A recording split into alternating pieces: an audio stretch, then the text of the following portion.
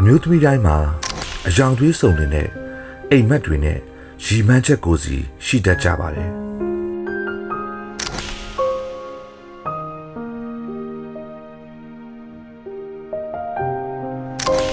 မိခင်ဘဝကိုရောက်ရှိလာတဲ့အချိန်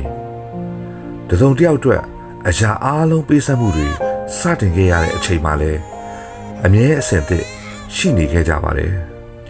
မိခင်တိုင်းမှာဘဝသစ်မွေးဖွားမှုနှစ်ကြိမ်ရှိတတ်ကြသမျှပါတစ်ကြိမ်ကရင်သွေးလေးကိုကောင်းမွန်ပြည့်စုံစွာမွေးဖွားပေးနိုင်ဖို့ ਨੇ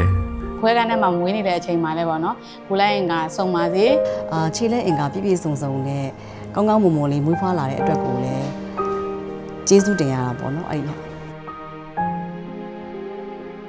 နောက်တစ်ချိန်ကတော့သူကိုယ်တိုင်မထင်မှတ်ထားတဲ့ခွန်အားအပြည့်နဲ့ရဲရှင်းမှုတွေရှိနေတဲ့မိခင်အဖြစ်ရှင်းတန်ရတဲ့အချိန်တွေပေါ့မိခင်တွေကသားသမီးများရဲ့ဘဝအရင်းမြစ်တွေပါဘဝခြေလှမ်းတိုင်းကိုအလင်းပြသူတွေပါ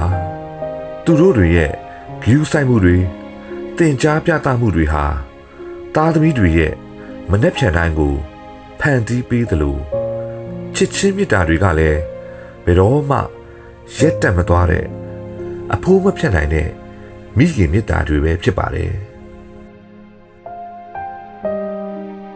ကိုရင်ပြန်ရင်ကိုယ့်ရဲ့သားသမီးလေးနဲ့တွေ့ရမယ်ရုံးကပြန်ရောက်ပြီဆိုတာနဲ့မမေရေတောက်မှလားမမေဘာစားမလဲမမေသမီးကိုချစ်လားမမေသမီးကိုချစ်လားဆိုတဲ့ဟာကနေ့တိုင်းအချိန်ပေါင်းများစွာမရေမတွက်နိုင်အောင်မေးတယ်မမေပြန်လာပြီလားဆိုတာနဲ့ဒီအမောတွေကပြည်စီတယ်ပေါ့နော်အဖိုးမဖြတ်နိုင်တဲ့မိခင်မြတ်တာအပြည့်နဲ့ရှင်တန်နေတဲ့အမေများအားလုံးကိုအမြဲလေးသာဂုဏ်ယူလျက်ပါ